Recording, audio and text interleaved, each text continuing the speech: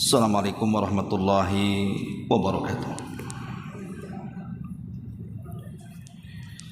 Alhamdulillah wassalatu wassalamu ala Rasulillah wa ala alihi wa sahbihi wa mawalah wa la hawla wa la quwwata illa billahi wa ba'd. Alhamdulillah, segala puja dan puji hanya milik Allah subhanahu wa ta'ala.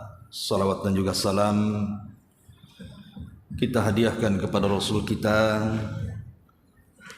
Nabi besar Muhammad sallallahu alaihi wa ala alihi wasallam. Sebelumnya saya minta maaf, saya terlalu cepat, biasanya saya yang paling lambat pula. Sekarang jamaahnya yang lambat.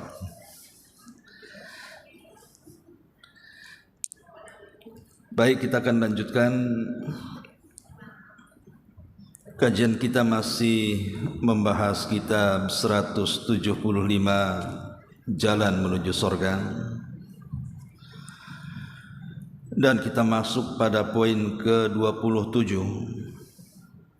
tentang anjuran menggali kubur, memandikan mayat dan mengkafaninya. Di sini Nabi sallallahu alaihi wasallam bersabda dalam hadis yang dikeluarkan Imam Hakim dan disahihkan oleh Syekh Albani rahimahullahu taala dalam kitab Sahih At-Targhib dan At-Tarhib. Qala an-nabiy sallallahu alaihi wasallam, man ghasala mayyitan fakatama alaihi ghafarallahu lahu 40 marratan.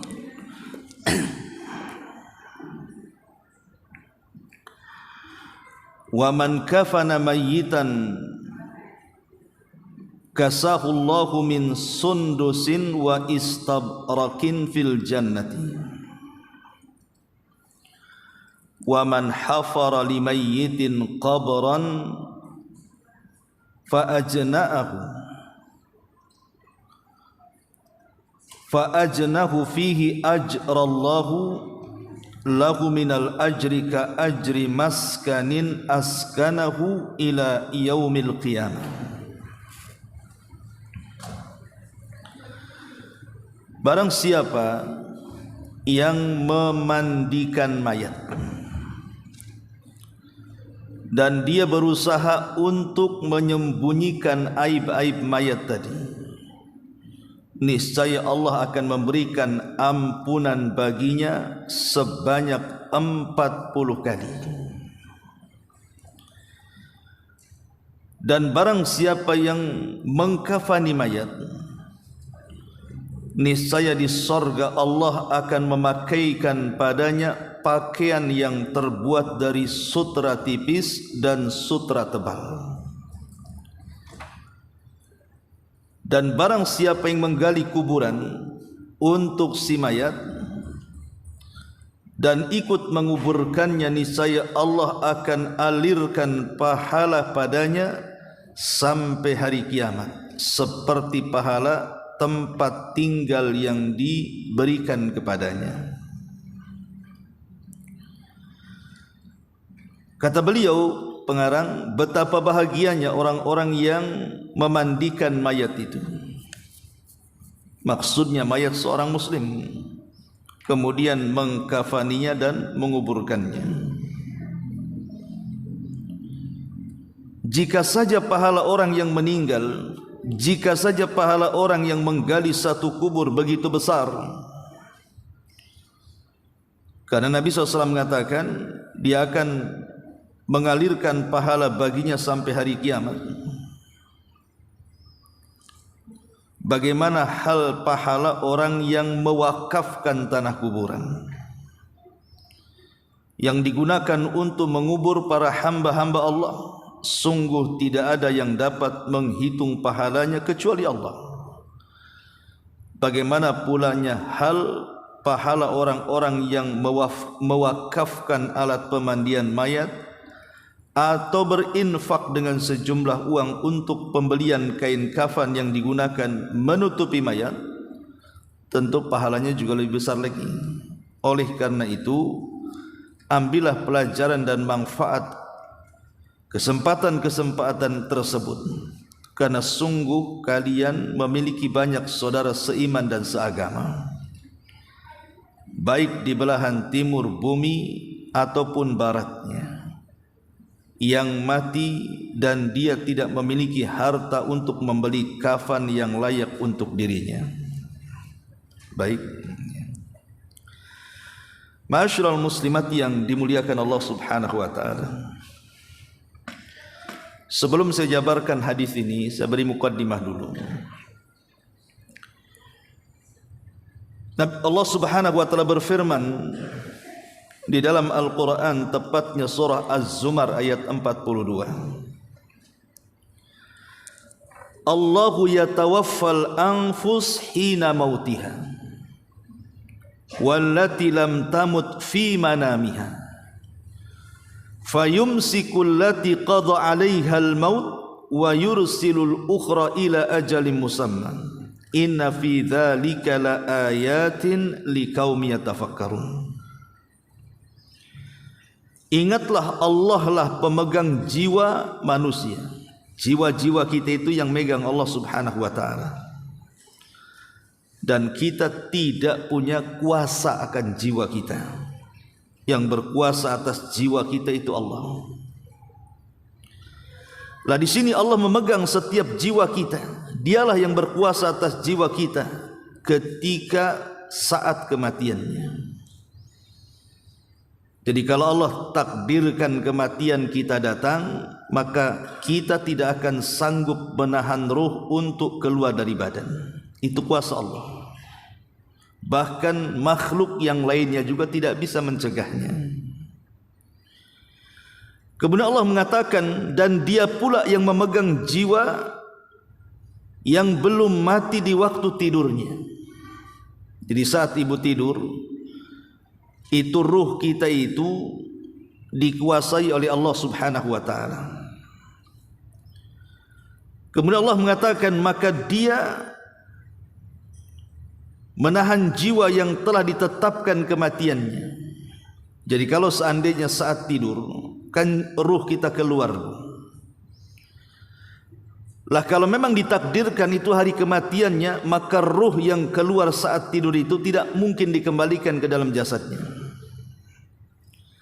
Tetapi kata Allah, dan dia melepaskan jiwa yang lain sampai waktu yang ditetapkan. Tapi Allah kalau takdirkan dia masih hidup, maka ruhnya akan dikembalikan ke dalam jasadnya saat tidur, sehingga dia terbangun masih hidup.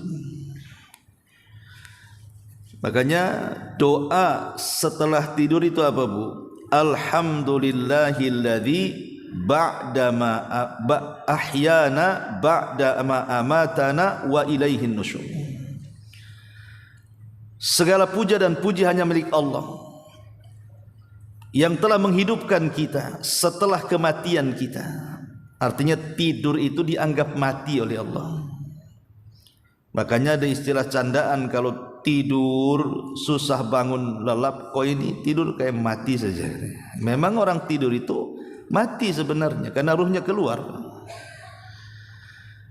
Tapi kalau izinkan dia masih hidup, dibalikin lagi. Makanya kita harus bersyukur masih hidup kalau habis tidur itu. Segala puja dan puji hanya milik Allah yang telah menghidupkan kita setelah kematian kita. Dan dalam doa yang lainnya yang diajarkan Rasul, alhamdulillahilladzi afani fi jasadi wa radda alayya ruhi wa adhina li bi dzikrihi. Ini doa lain setelah bangun tidur ya. Dan ini doa yang paling baik. Segala puja dan puji hanya milik Allah yang telah memberikan kesehatan kepadaku, yang telah mengembalikan ruh kepada jasadku, dan telah mengizinkan diriku untuk senantiasa mengingat Allah Subhanahu wa taala. Alhamdulillahilladzi afani fi jasadi wa radda alayya ruhi wa adhina li bidzikri. Ma'asyiral muslimat yang dimuliakan Allah Subhanahu wa taala.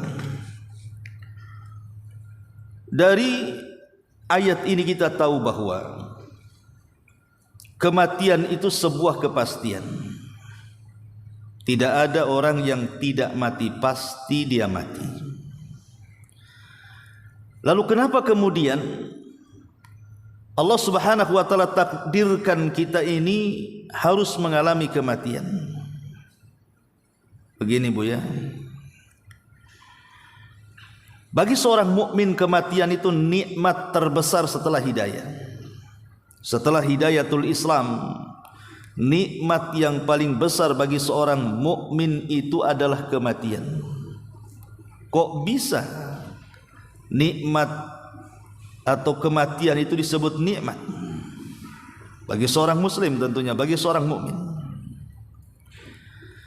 Karena tidak mungkin orang akan menginjakkan kakinya di sorga kalau dia tidak mati. Makanya disebutkan oleh para ulama, di antaranya Abul Qasim Al-Asfahani mengatakan bahwa al-mautu babun min abwabil jannah. Kematian itu pintu dari pintu-pintu sorga. Sebab kalau orang tidak mati tidak akan masuk sorga selamanya. Yang bisa masuk sorga itu adalah orang-orang yang mati.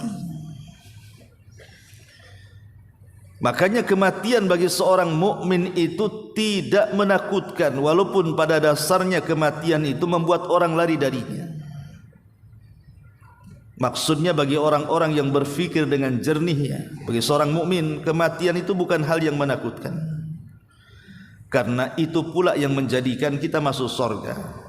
Dengan tegas Allah mengatakan, fala tamutunna illa wa antum muslimun. Janganlah kalian mati kecuali dalam kondisi Islam. Makanya sekelas Nabi Yusuf saja di atas puncak karirnya, dia berdoa kepada Allah Subhanahu wa taala, tawaffani musliman wa alhiqni bis salihin. Ya Allah, wafatkan aku dalam kondisi Islam dan gabungkan aku bersama orang saleh. Lihat di sini doa Nabi Yusuf, ya Allah matikan aku dalam Islam, karena kematian itu nikmat terbesar setelah Islam. Karena tidak mungkin orang masuk surga kecuali mati. Lalu apa ibrah kematian itu? Tentu kan ada ibrahnya Bu. Kenapa Allah Subhanahu wa taala mewafatkan kita ini? Pertama, kalau orang tidak mati Bu, hidup terus. Kira-kira Batam ini bisa enggak menampung orang sebanyak itu? Enggak akan mampu. Jangan Batam, satu dunia pun tidak bisa menampung manusia. Kalau sejak zaman Adam sampai hari ini, bahkan sampai kiamat tidak ada orang mati, berapa jumlah manusia itu? Sementara orang yang dikubur lebih banyak jumlahnya dibandingkan orang yang hidup di atas bumi. Sejak zaman Adam loh sampai hari ini, berapa coba jumlah manusia yang sudah dikubur itu? Kita tidak tahu jumlahnya. Kalau seandainya tidak ada kematian, Nabi Adam masih hidup, anak-anaknya masih hidup, Nuh masih hidup, kaumnya masih hidup, sampai kepada kita, mungkin susah orang hidup di bumi ini, berdesak-desakan tuh nantinya. Lah dengan adanya kematian itu, sehingga manusia yang lainnya bisa tenang hidup di bumi, karena masih luas bumi yang kita tempati, tidak sempit. Maka dibuatlah kematian.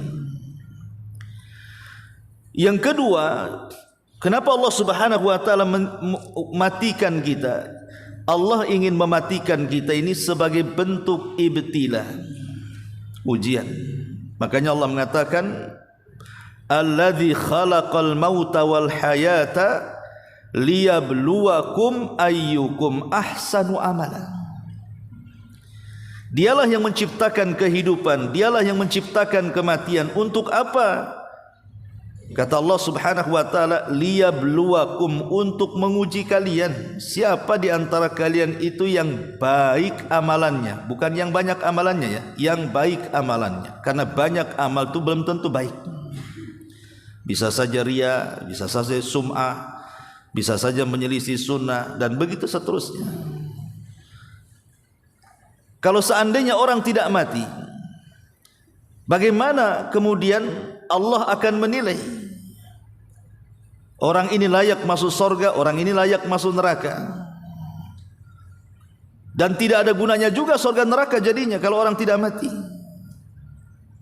Maka kalau seandainya tidak ada kematian, yang jahat akan bahagia dengan kejahatannya, yang baik akan tersiksa dengan kezalimannya, dengan posisi dia orang yang dizaliminya. Maka dengan adanya kematian itu ada balasan di situ. Makanya ujian, jangan sampai kita mati su'ul khotimah, matilah husnul khotimah. Yang ketiga, bahwa kematian itu kita disampaikan kepada sesuatu yang yakin bahwa kita ini betul-betul hamba Allah Subhanahu wa taala. Kita ini makhluk, bukan khalik, yang tidak disentuh dengan kematian. Tapi makhluk itu pasti disentuh dengan kematian. Dan kita harus yakin, kenapa? Karena setiap hari kita melihat ada orang mati. Masa enggak yakin juga kita akan mati? Hari-hari tengok orang mati kok. Kalau orang hari-hari tengok orang mati merasa dirinya hidup terus, kan orang seperti ini tidak menggunakan akalnya. Hari-hari ada orang mati itu. Artinya mati itu kan sebuah antrian sebenarnya. Boleh jadi kemarin si Alan, hari ini entah siapa, besok pula ibu pula mati. Tak tahu kematian itu. Karena kematian sebuah kepastian dan sebuah keyakinan. Karena hari-hari kita melihat ada orang yang mati, dan itu menunjukkan kita ini makhluk lemah. Ada zat yang kuat yang bisa mencabut dan menetapkan ruh pada jiwa seseorang. Kemudian yang keempat, bahwa kematian bagi seorang mukmin itu adalah bentuk kesempurnaan kekuasaan Allah. Allah Maha Kuasa, Allah Maha Kuat, bisa saja membuat mati, bisa membuat hidup. Artinya beriman dengan kematian itu harusnya memantapkan tauhid kita kepada Allah, supaya kita tidak lalai. Dan dengan kematian itu bisa menjadi ibrah bagi yang lainnya. Ini diantara hikmah kenapa, makanya kemudian Abu Darda radhiyallahu an sampai mengatakan, kafa bil mauti wa'idha, cukuplah dengan adanya kematian itu menjadi sebuah peringatan kepada kita bahwa kita tidak akan hidup lama. Ma'asyiral muslimat yang dimuliakan Allah Subhanahu wa taala, di sini Nabi SAW menjelaskan kepada kita tentang hak bagi kita yang hidup terhadap orang mati. Hak-hak yang harus dipenuhi orang hidup kepada orang mati itu banyak. Seperti contohnya apabila orang meninggal dan dia meninggalkan harta, maka yang pertama kali yang harus dilakukan adalah pastikan si mayat itu terpenuhi fardu kifayahnya. Boleh jadi mungkin tidak ada kain kafan, belikan kain kafan dari harta si mayat, harta waris maksudnya. Kalau memang kuburan itu harus dibeli, maka ambil dari harta si mayat untuk membeli lubang kuburan itu. Atau kalau memang yang memandikan jenazah ataupun ambulan yang mengantarkan jenazah ke kuburan itu perlu biaya, maka diambil dari harta warisnya dulu. Jangan kemudian sibuk bagi waris, warisan dari si mayatnya pula tidak diurus. Maka ini kewajiban kita, ambil dari harta si mayat, beli kain kafan, beli kuburan, sewa ambulan, kasih bayar orang yang memandikan. Yang kedua, kalau si mayat ini punya hutang kepada manusia dan ada bukti hutang piutang itu, maka ambil juga dari harta waris, bayarkan hutang itu walaupun habis. Walaupun habis ya, bayarkan semuanya. Bagaimana kalau masih kurang? Umpamanya warisannya 50 juta, hutangnya pula 1 miliar. Kan enggak balance, Bu. Ya. Maka kita katakan yang 50 juta bayarkan. Adapun yang 950 juta itu kembali kepada wali-wali si mayat itu, kepada anak-anaknya. Apakah mau dibayarkan dalam bentuk birrul walidain ataukah tidak dibayarkan, itu bukan sebuah kewajiban. Jadi kalau orang tua meninggal menyisakan hutang, maka kewajiban membayar itu dari warisan. Kalau warisannya habis, kemudian belum cukup juga untuk membayar hutang, maka bukan kewajiban anak membayarkan.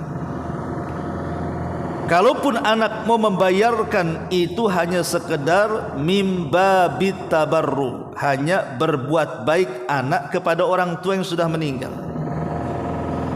Kalau memang anaknya sanggup membayar dan dia ingin birrul walidain setelah kematian orang tuanya, bayar supaya orang tuanya tidak tersiksa dengan hutangnya. Tapi kan tidak semua anak itu punya kelebihan harta. Ada orang tua hutangnya numpuk, anaknya pula miskin, apalagi anaknya sudah berumah tangga lagi. Maka bukan kewajiban anak untuk membayarkan orang tuanya. Kalau begitu berarti tanggung jawabnya di akhirat. Kemudian yang ketiga, kalau memang si mayat ini punya hutang kepada Allah Subhanahu wa taala dalam bentuk kafarah umpamanya ya. Mungkin pernah berhubungan suami istri di bulan Ramadan, kemudian meninggal dan belum membayar kafarah, maka ambil dari harta si mayat itu, berikan 60 fakir miskin, kasih makan tuh. Ini yang ketiga. Yang keempat, tunaikan wasiatnya. Dan wasiat itu ada dua hukumnya.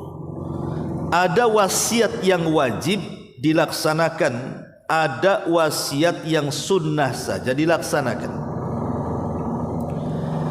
Kalau wasiat orang tua tadi sebelum meninggalnya dia berwasiat kepada kita bahwa dia punya hutang kepada si fulan, si allan, si anu, si ini, maka wasiat seperti ini harus dilakukan anak, bayar, wajib ya hukumnya. Tapi kalau wasiatnya itu hanya anjuran kebaikan saja, nah kalau ibu meninggal nih, tolong ya akur dengan saudaramu, kan itu kan wasiat juga, bantu tuh tetanggamu dan begitu seterusnya. Ini hanya anjuran sunnah saja, jadi tidak wajib dilaksanakan. Nah ini diantara ketentuan-ketentuan yang harus kita berikan kepada hak seorang yang meninggal. Lah salah satunya juga adalah hadis yang kita bahas ini. Ini kewajiban orang hidup kepada orang mati. Di sini Nabi SAW mengatakan man ghassala mayyitan, siapa yang memandikan mayat, fakata ma'alaihi, Kemudian dia pun berusaha menyembunyikan aib.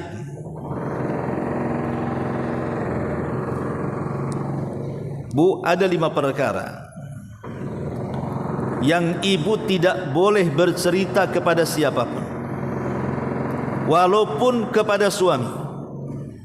Cukup ibu saja yang tahu dengan Allah. Pertama, menceritakan aib diri sendiri. Dilarang, tidak boleh.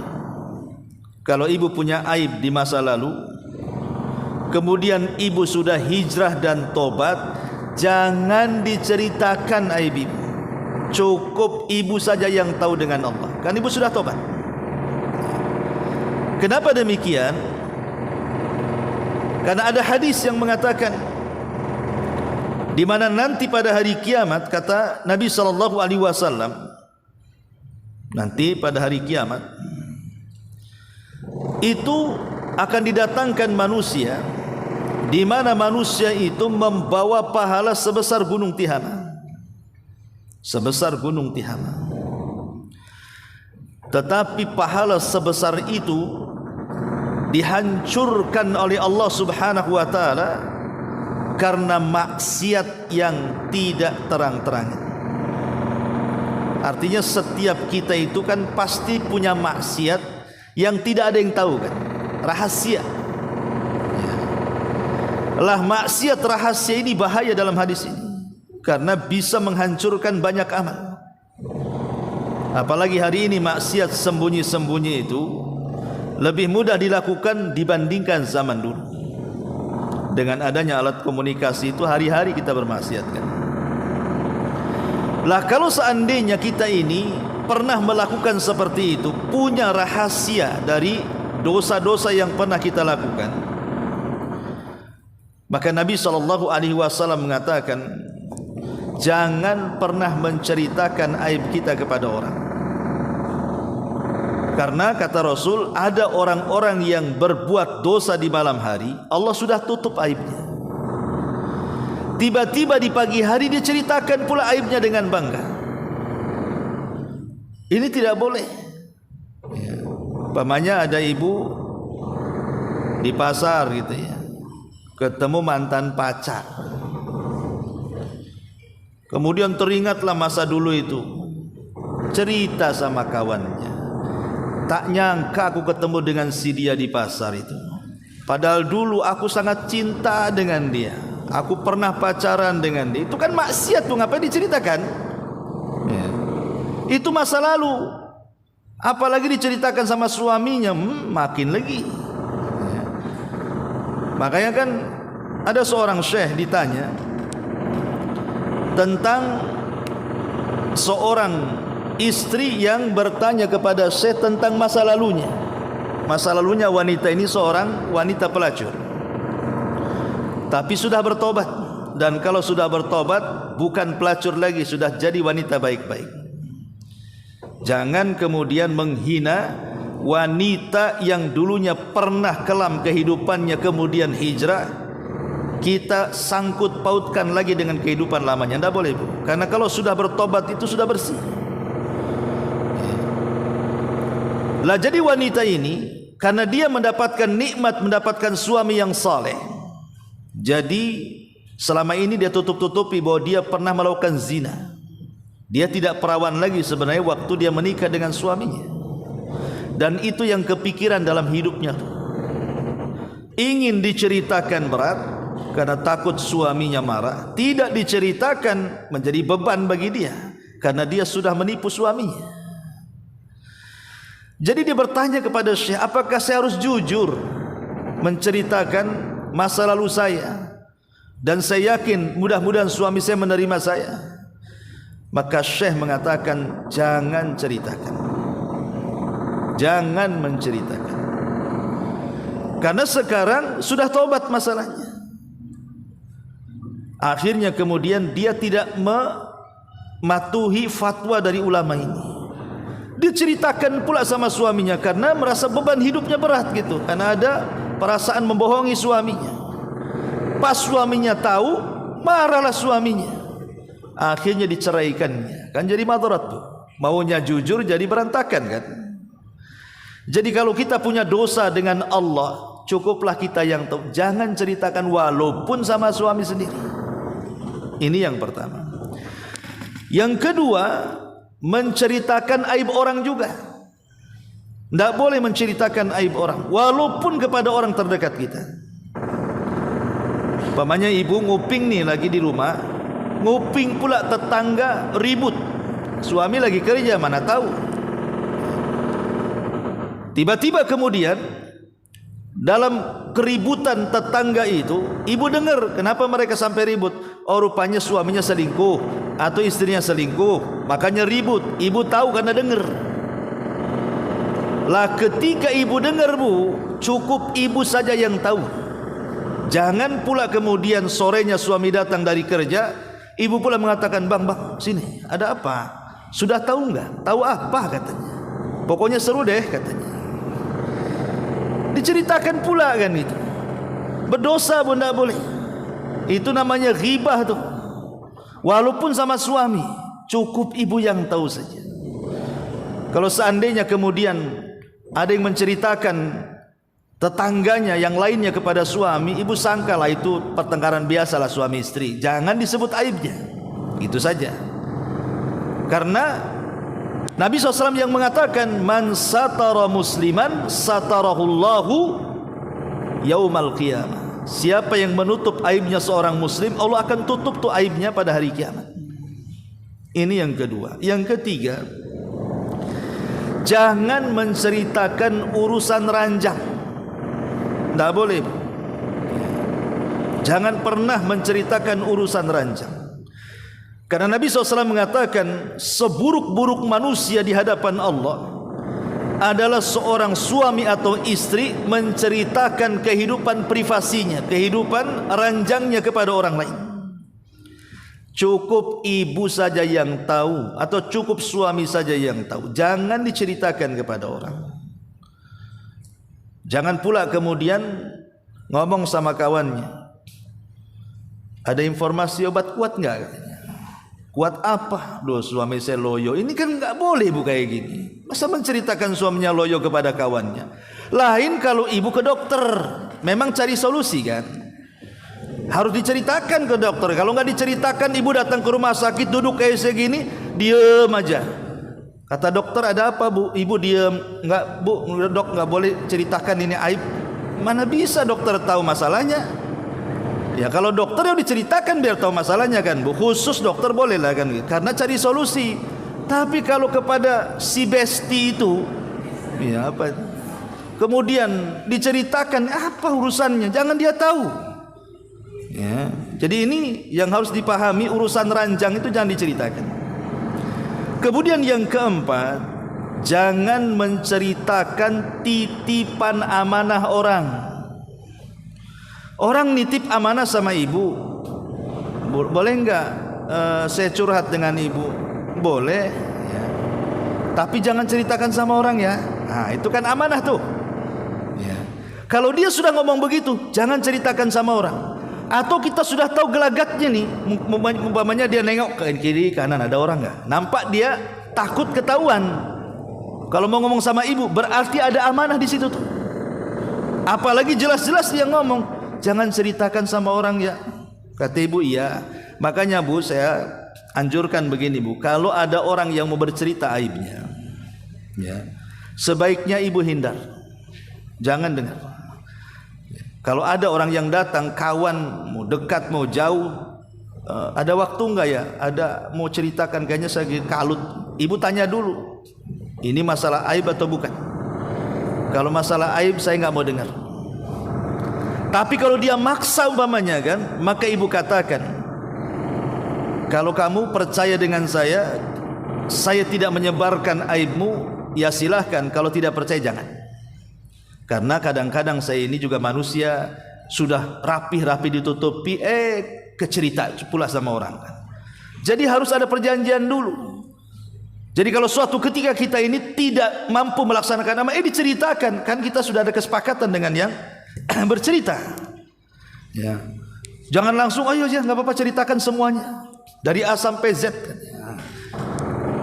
Untuk apa? Jadi kalau sudah ngomong begitu, jangan pernah diceritakan kepada orang, walaupun orang terdekat kita, karena sudah diamanahi. Ini yang keempat. Dan yang kelima, inilah pembahasan kita. Yang kelima ini pembahasan kita, jangan menceritakan jenazah, aib jenazah yang kita mandikan. Terkadang jenazah yang kita mandikan itu boleh jadi mungkin dia sakit gula, akhirnya diamputasi, kan, itu nggak punya kaki, itu kan bagian daripada aib. Atau punya penyakit kulit yang kita tidak tahu, rupanya setelah disingkap kok dia banyak penyakitnya. Atau boleh jadi orang yang meninggal ini mungkin mengeluarkan bau yang tidak enak, bau busuk dan begitu seterusnya. Maka kalau kita memandikan mayat, ada hal-hal yang menurut kita aib di situ, jangan pula ceritakan sama orang, sama suaminya atau sama kawannya.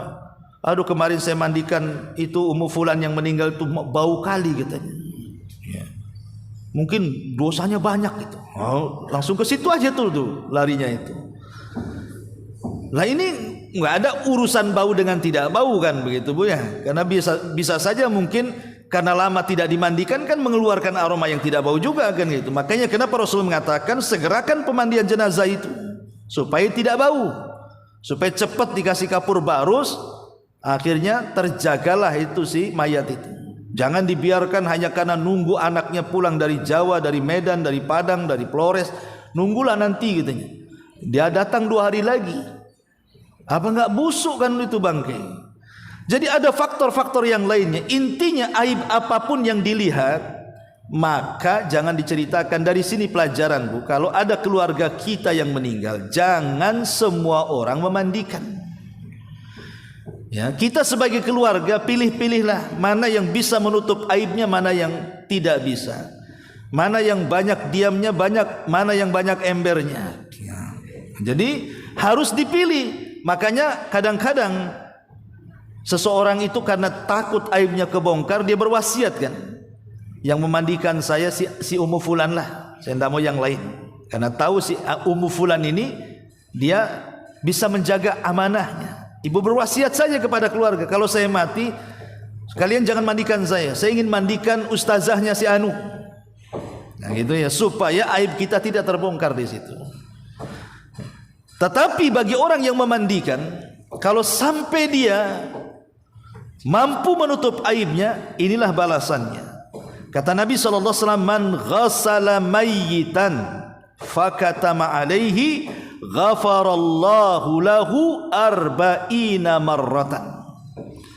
Siapa yang memandikan mayat dan menyembunyikan aibnya, dia tidak menceritakan kepada siapapun, niscaya Allah akan memberikan ampunan baginya sebanyak 40 kali. Lihat, ini janji dari Allah lewat lisan Rasul.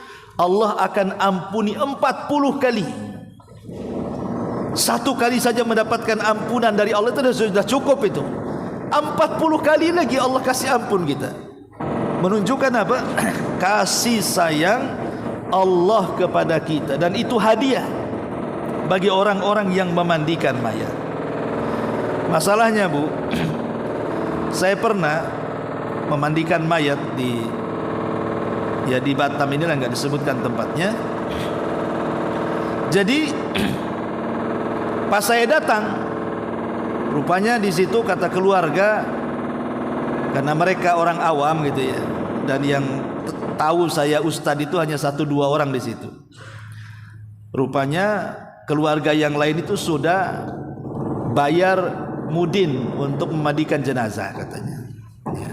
Jadi masuklah mudin itu ke dalam pemandian. Lah kebetulan saya diminta, Ustadz masuk aja lah ikut mandikan katanya.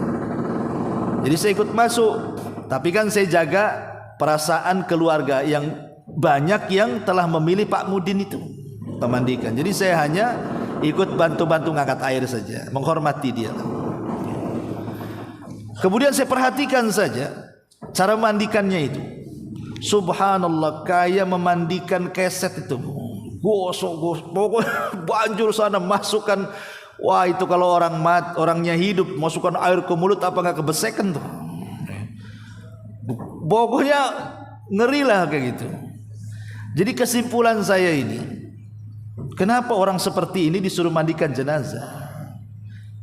Berarti kesimpulannya di beberapa tempat di Batam ini yang memandikan jenazah itu modalnya bukan ilmu, tapi modalnya nekat dan berani. Yang punya ilmu pula tak berani nekat dan takut mayat. Ya.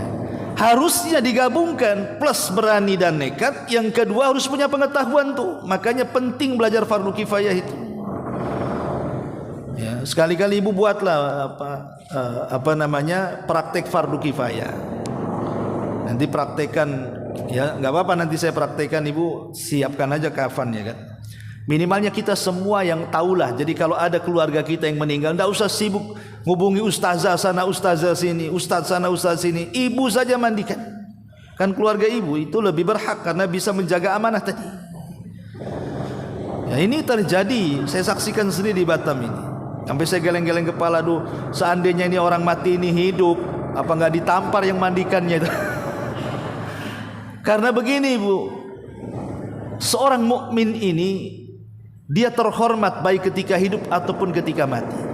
Jadi memandikan mayat itu seperti kita memandikan layaknya dia hidup. Nah, begitu. Pandang orang yang mati yang kita mandikan itu seolah-olah dia hidup. Cemana caranya? Ya tentu dengan hati-hati. Jangan pernah memandang auratnya, tutup auratnya. Kalaupun mandikan di bawah kain dan begitu seterusnya. Karena kalau dia hidup pasti malu dipandang aurat. Nah, ini penting juga adab memandikan jenazah ini. Tapi kalau orang kemudian mau menginfakkan atau mewakafkan dirinya untuk memandikan mayat, maka pahalanya besar sekali. Pahalanya besar. Ya.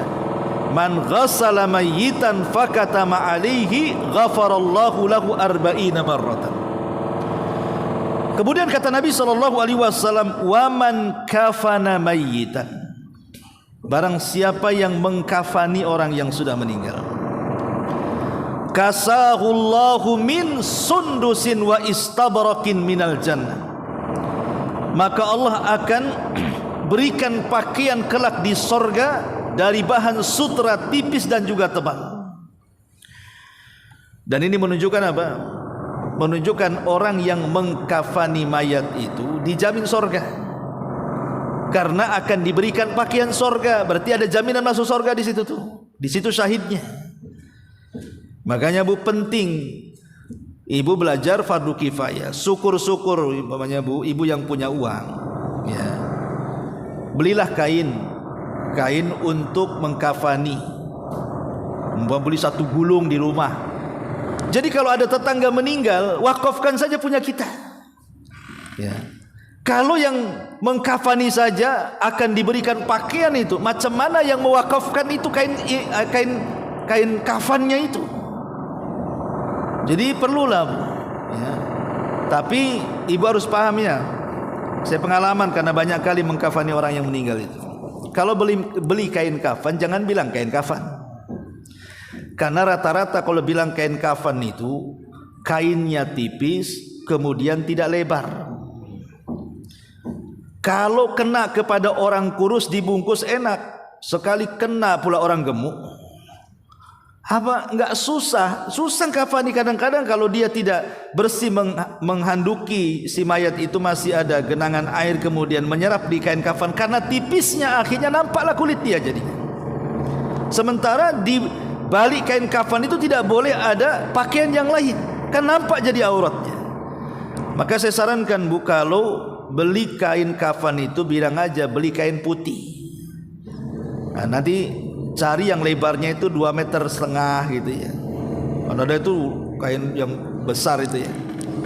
Makanya saya biasanya stok itu di rumah itu. Kalau udah habis kain kafannya, saya kadang-kadang beli yang lebar, yang 2,5 meter lebarnya. Ya. Jadi kalau 2,5 meter, walaupun 3 lapis enak dia bungkusnya bu ya.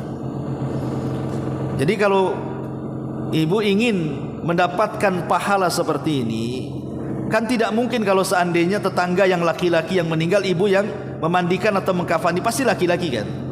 Tapi ibu ingin dapat pahala ini, caranya gimana? Ibu wakafkan kain kafannya dari saya, kasih dia. Karena biasanya kalau di masjid-masjid itu umumnya kain kafan itu yang tipis sama yang kecil, tidak lebar, itu sulit untuk mengkafan itu. Baik, kemudian yang ketiga di sini kata Nabi sallallahu alaihi wasallam, "Wa man hafara limayyitin qabran fa ajnahu fihi ajrallahu lahu minal ajri ka ajri maskanin askanahu ila yaumil qiyamah." Siapa yang menggali kuburan bagi si mayat, kemudian dia menguburkannya, niscaya Allah akan mengalirkan pahala baginya sampai kiamat. Subhanallah, pahalanya ngalir terus mulai dia dikubur sampai kita yang menguburkannya dan menggalinya, itu akan mengalir terus sampai kiamat. Kalau ibu ingin mendapatkan pahala ini, bisa dengan cara apa? Kalau ada tetangga mati, cepat ibu tanggung kuburannya, biar saya yang pesan. Itulah maksudnya. Jangan nunggu keluarga, kita aja yang pesan pakai uang kita, anggap itu wakaf kita kepada dia. Cepat ya, pesan kuburan, ada tetangga meninggal, saya yang jamin semuanya. Gitu maksudnya. Kalau ibu bisa mewakafkan seperti itu, maka ibu dapat pahala yang sama tuh. Nah, ini luar biasa gitu. Ustaz, saya nggak ada duit, saya gali saja. Nggak boleh ibu gali di kuburan. Bukan ibu tak boleh gali, udah ada penggalinya di sana. Jadi ini diantara satu dari sekian jalan orang masuk ke dalam sorga adalah memandikan mayat, mengkafani mayat, dan menguburkan mayat. Dan di sini ada ibrah pelajaran, karena orang yang memandikan otomatis memegang mayat. Orang yang mengkafani juga sama, orang yang menguburkan juga sama.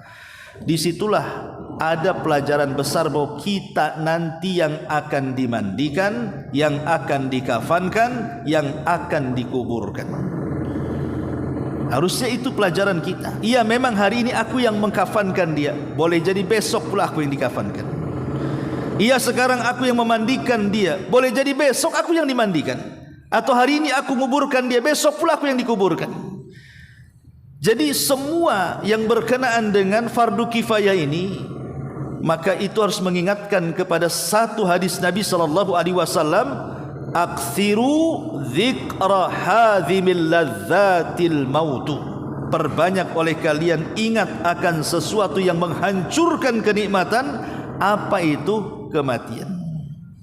Pandang kalau orang meninggal ini, dia orang kaya umpamanya, dia mati.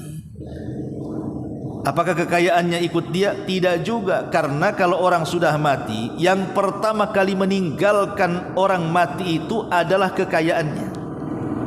Langsung terpisah antara dia dan kekayaannya. Kenapa? Karena kekayaannya semata-mata dia mati sudah beralih menjadi waris. Nggak ada lagi hubungan dengan orang mati itu. Celakanya, kadang-kadang ketika dia masih hidup, dia mendapatkan rumah, mendapatkan kendaraan, mendapatkan tanah itu dari cara yang haram. Sementara ketika dia mati, ahli warisnya mendapatkan dengan cara yang halal. Karena warisan itu kan halal.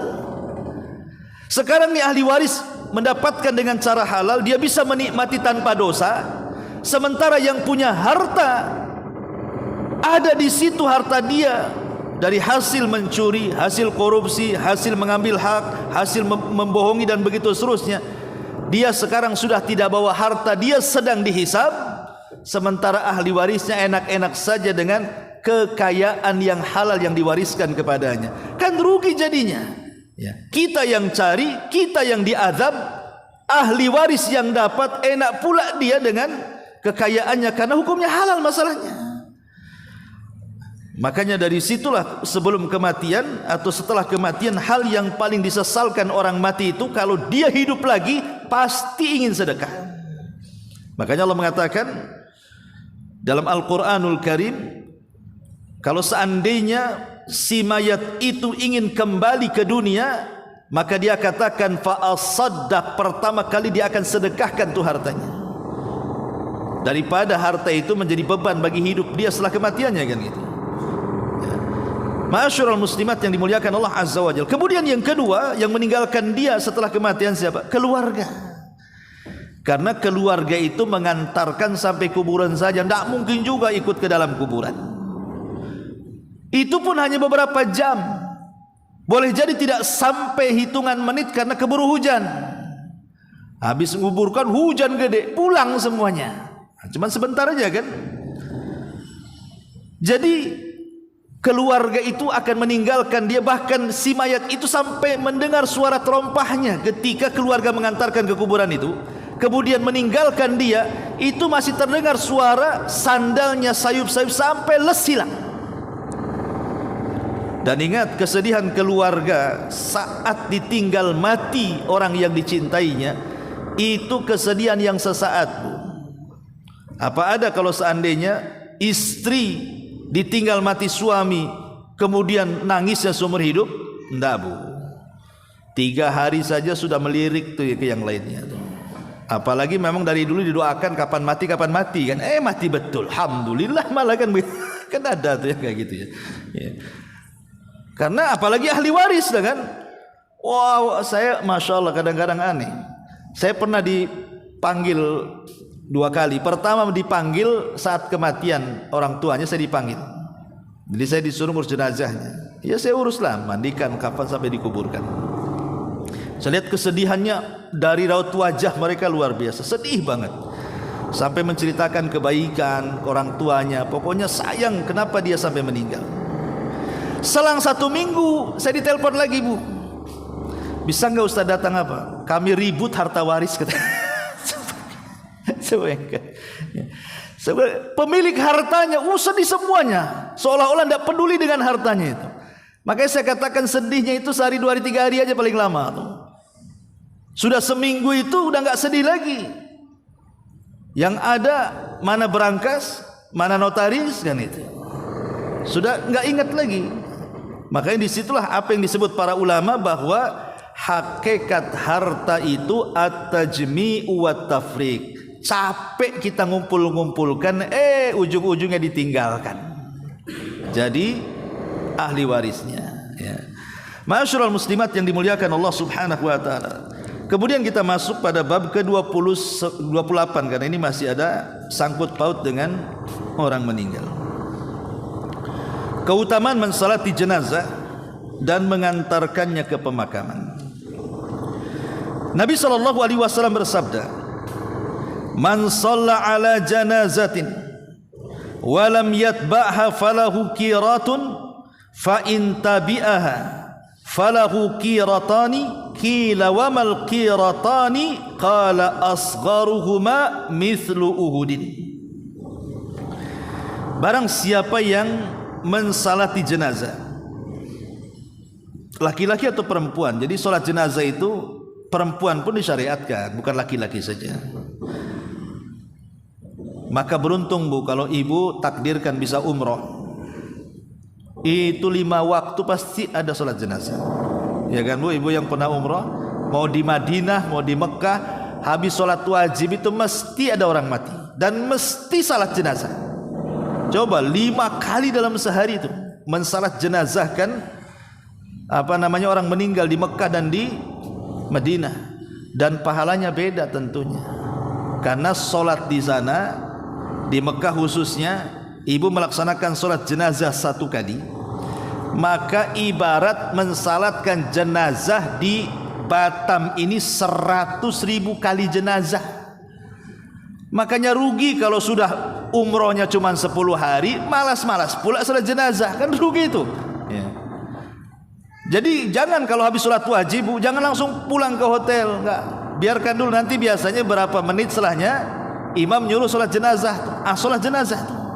Bayangkan coba, sekali menyalatkan jenazah saja kata Rasul, falahu qiratun, maka dia dapat 1 qirat. Qirat ini artinya gunung. Dan sekecil-kecilnya qirat itu seperti gunung Uhud. Ibu kalau kota Madinah kan nampak tuh Uhud itu terbentang tuh. Uhud gunung paling panjang di Madinah dan paling besar di situ. Ya gunung Uhud itu. Panjang sekali itu. Seperti itu ibu dapat pahala. Lah kalau seandainya ibu bisa menyalatkan 1 kali di Mekah sana, berarti sama dengan 100.000 kali di sini. 100.000 kali di sini kali 1 qirat kan gitu. Banyak tuh dapatnya kita. Alhamdulillah ya. Makanya mudah-mudahan ibu senantiasa diberikan rezeki, bisalah ke sana. Yang belum pernah, yang mudah-mudahan berangkat. Yang sudah pernah dan kelebihan rezeki, ajak saya berangkat. Gitu. Intinya bahwa di sini bagaimana jenazah ini bisa mendatangkan pahala kepada kita dengan cara apa? Mensolatkan. Kalau sampai menguburkan, tentu menguburkan ini bukan ranahnya ibu-ibu. Kalau menguburkan ini ranahnya bapak-bapak, ibu tidak usah ikut ke kuburan. Ya, karena makruh, ada yang mengatakan haram, wanita yang mengikuti jenazah sampai kuburan itu. Ya. Kalau ibu mau ke kuburan, tunggu setelah dikubur. Tunggu setelah dikubur, nanti bapak-bapak sudah hilang, ibulah baru datang, tas 1 harinya datang ke kuburan, ziarah kubur kan gitu. Itu pun tidak boleh sering-sering. Karena Rasul mengatakan la'anallahu zawaratil kubur, wa fi riwayatun zuwaratil kubur. Allah melaknat wanita-wanita yang sering melakukan ziarah kubur. Tidak boleh wanita sering berziarah kubur. Kenapa? Karena wanita itu lebih rapuh perasaannya. Apalagi yang meninggal suaminya, yang merupakan penopang tulang hidup dia. Nanti sampai dikubur dia curhat nanti. Bang, coba hidup lagi. Kan curhat sama kuburan jadinya. Betul-betul hidup apa enggak lari, Bu? Kan gitu ya. Intinya bahwa potongan yang pertama ibu bisa lakukan, mensalatkan kan. Karena ini hak siapa saja. Tapi kalau sudah menguburkan ini khusus bapak-bapak. Makanya ibu suruh suami sana ke kuburan. Ngapain saya ke kuburan? Ya ngikutin orang mati lah sana. Bukan gak ada orang yang dikubur ke kuburan, itu ziarah kubur ya kan. Kalau bagi laki-laki sunnah. Ya makanya ibu kalau sudah nengok nih suami udah mereng-mereng, mereng ke kanan, mereng ke kiri, nih ini suruh ziarah kubur, Bu. Ayo bang kita ke Batu Haji bang. Nanti sampai di kuburan Temyang tuh, Bu. Ibu parkirkan tuh kendaraannya sebelah kiri, suruh bang itu kuburan. Nah sana pergi sana, itu loh. Untuk apa? Kalau laki-laki sering ziarah kubur, maka dia akan ingat kematian itu. Tumbuh tanggung jawabnya jadinya. Ma'asyiral muslimat yang dimuliakan Allah Azza wa Jalla. Di sini Rasul mengatakan, fa in tabi'aha falahu qiratan, qila wa mal qiratani, qala asgharuhuma mithlu Uhudin. Pentingnya seorang muslim itu, saya ibu, itu punya kawan-kawan yang baik. Punya kawan-kawan yang baik, supaya kalau Allah takdirkan kita meninggal, yang menyalati kita ini orang-orang baik. Kalau sampai kemudian ada 40 kawan kita yang baik-baik, yang tauhidnya bagus gitu, yang akidahnya bagus, menyolatkan kita, Bu, 40 orang, itu cukup jadi syafaat bagi kita. Makanya kenapa Hasan Al-Basri rahimahullahu ta'ala sampai mengatakan, aksiru min sahibikum as-salih fa innahu yanfa'ukum yaumal qiyamah. Perbanyak oleh kalian mencari teman-teman yang saleh, yang soleha kalau perempuan, dan itu akan bermanfaat bagi kalian pada hari kiamat. Ya, jadi kayak pengajian begini kan berkawan, ya, menyapa akrabi. Jadi kalau seandainya ibu meninggal, mereka mau menyolatkan kita. Tapi kalau ibu musuhi, ya, pinjam uang nggak dibayar, mati mana mau dia nyolati. Ngapain solati, utang dia nggak dibayar katanya. Jadi repot ibu ya. Ngapain saya nyolati dia? Aku aja digibahi dia. Jadi intinya bahwa dalam masalah salat ini penting sekali. Karena bagaimanapun salat ini salah satu doa mustajab. Kan ada 4 doa mustajab orang yang sedang mati itu, Bu. Pertama saat dia sedang sakarat, sedang nazak, sedang koma. Disitulah kata Rasul, jangan bicara kecuali kebaikan. Doakan, karena itu mustajab. Yang kedua setelah dia mati, setelah dia betul-betul nyawanya keluar, ya, dan dipastikan dia meninggal, disitulah berdoa, doa kita mustajab.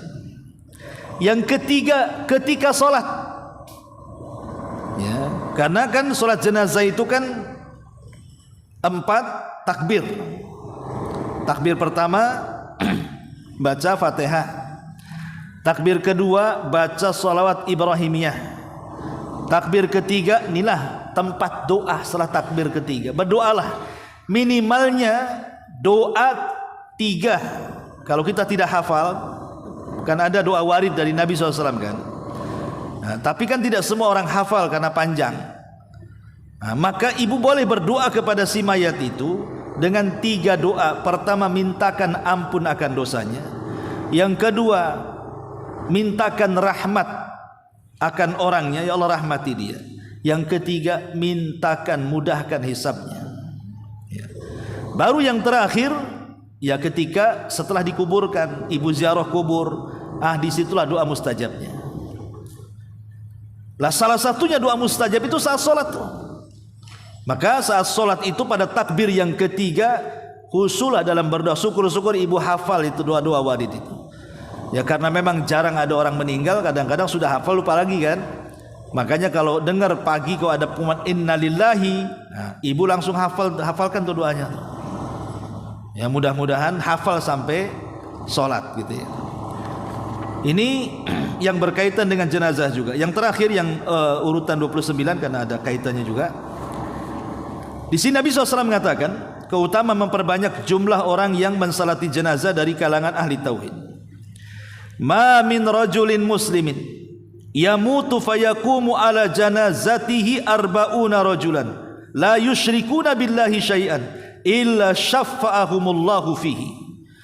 Tidaklah seorang muslim meninggal lalu 40 orang yang tidak pernah berbuat syirik kepada Allah sedikit pun mensalati jenazahnya, melainkan Allah akan memberikan syafaat kepada mereka karenanya. Dan Rasul mengatakan man shalla alaihi thalathatu sufufin faqad aujaba. Barang siapa yang mensalati jenazah sampai 3 barisan atau 3 saf, maka wajib padanya.